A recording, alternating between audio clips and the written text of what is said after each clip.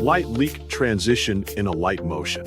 Quick disclaimer, you need to follow this step-by-step guide carefully, because skipping a single step will affect your final result. If this guide helpful, don't forget to like and subscribe. First, don't forget to comment if you still need our help or want to ask something, and we will reach you as soon as possible. Second, opening your browser and searching for Light Leak Transition Overlay.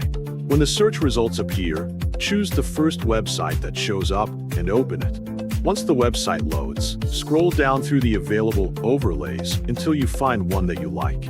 After selecting the overlay, press the download button to save it to your device. When the download is complete, open Alight Motion and wait for the application to load fully.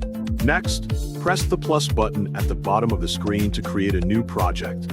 Set your project settings according to your needs, then press Create Project to enter the editing workspace.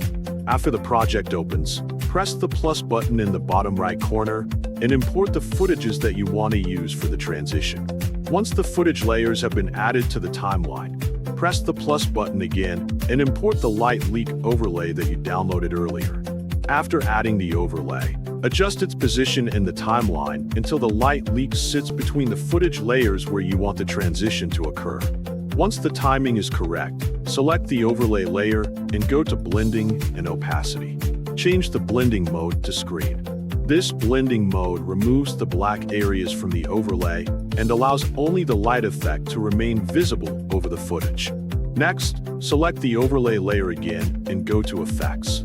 Press Add Effect to open the effect browser.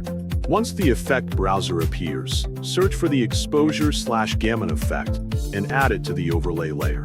After applying the effect, adjust the settings according to the look you want for the transition. To animate the visibility of the light leak, set a keyframe for the opacity. Use the opacity keyframe to create an opacity animation on the overlay layer. By changing the opacity over time, the light leak can smoothly appear and disappear during the transition.